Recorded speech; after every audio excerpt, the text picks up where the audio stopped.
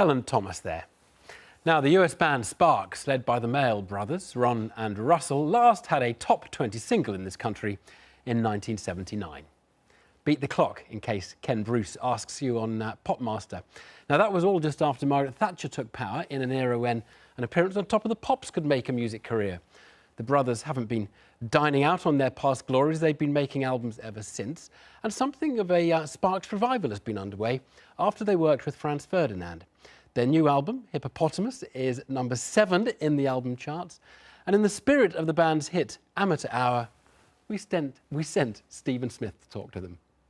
What the hell is it this time?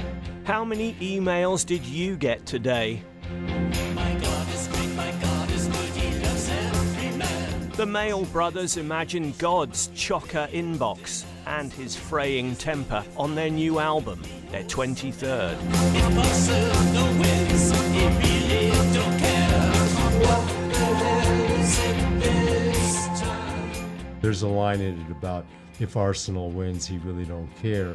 And we've actually had some kind of blowback from that one from Arsenal fans, but it was only... Are you only Arsenal fans, just to clear that up? Well, we can't show any prejudice towards any football teams, but in any case, the Supreme Being also is not supposed to take sides in Premier League. This town ain't big enough for the both of us.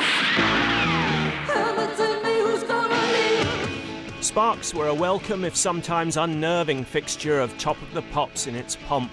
The Mail brothers' career took off here after a full start in the States.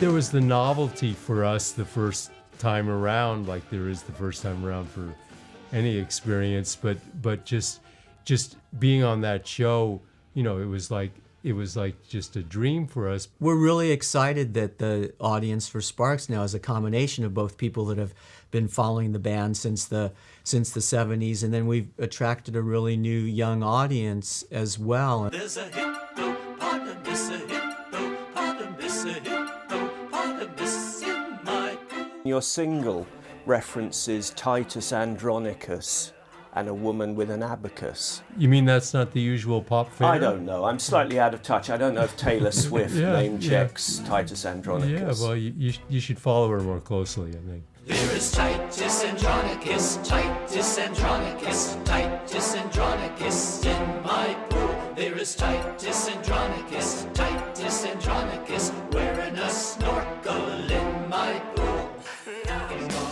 People like Noel Coward and Cole Porter and Ira Gershwin, they were people that where the words really, really mattered. You know, we looked to those people as an inspiration just to really, really focus on the lyrics. Some people will feel that you're kind of in character. We're just round the corner from Gilbert and George, who I'm sure you're familiar with. I mean, are you a bit like the Gilbert and George of pop? We like them, we like their art a lot. There's no separation between the perception of them and also what they're doing, and I think in that sense we're similar. Brothers with a very singular view of the world, Russell and Ron have produced a long and inimitable discography. Just don't call them quirky.